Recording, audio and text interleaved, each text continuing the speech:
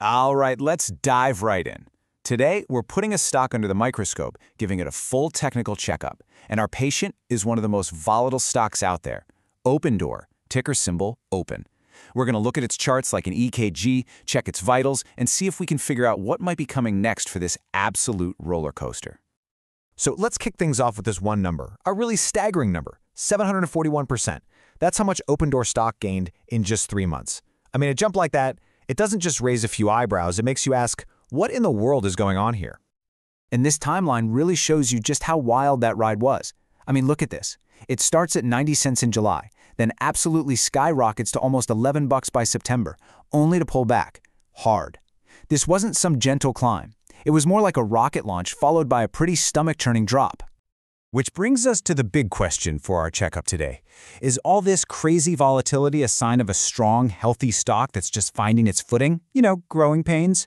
Or is it more like a dangerous fever spike, a symptom that something might be wrong under the surface, something that could lead to a crash? Okay, first up, let's quickly review the patient's chart. This is a stock's wild ride. Next, just like any checkup, we're checking the vitals. For a stock, that means looking at its price and volume. Now take a look at the trading volume. On these key days, you see these absolutely massive spikes. We're talking billions of shares changing hands.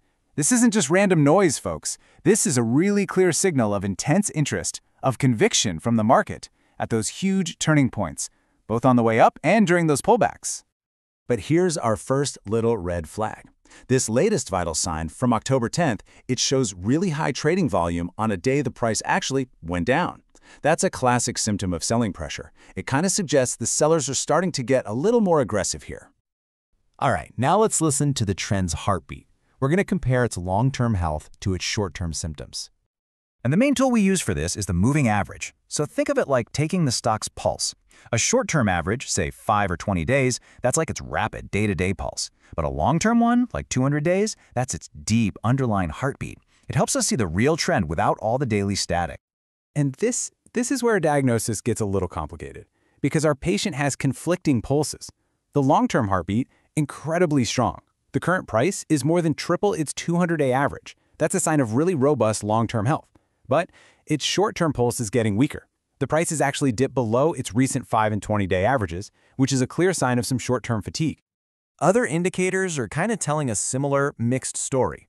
You've got the RSI, which is like a speedometer for the stock's price, and right now it's just kind of chilling in the neutral zone. It's a real tug of war between buyers and sellers. Then there's the MACD, which tracks momentum. It's still positive, but you can clearly see that the bullish energy is starting to fade. The big trend is still there, yeah, but it's losing some steam. So, when you get mixed signals like this, it's time for a stress test. Let's see how this stock holds up under pressure by looking at its volatility and some really key price levels. This number you're seeing is the average true range, and it's our main reading for volatility. So what does it mean?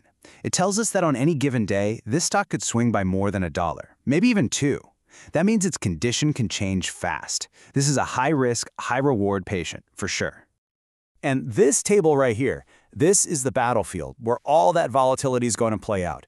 Think of these price levels as lines in the sand. Above us, around $8, you've got this wall of resistance where sellers are kind of lined up.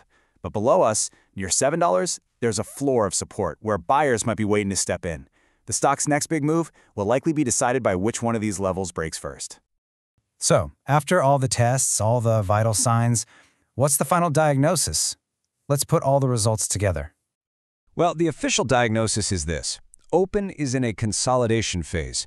Now, that's just some market speak for it's resting. After that massive run-up, the stock is taking a pause, it's catching its breath, and the market is basically trying to decide if it has the energy to go higher or if it needs to fall back and rest a little more. So what would a full recovery look like?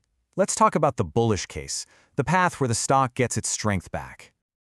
Okay, for the bulls to win, here's what needs to happen. Step 1. The price has to hold firm above that super important $7 support floor. Step 2.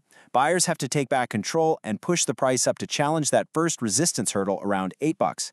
And if they can manage a strong breakout above that, then the next target becomes that higher resistance level closer to $8.76. But what if that fatigue is a little more serious? We have to look at the other side of the coin, the bearish case. where the current weakness gets worse.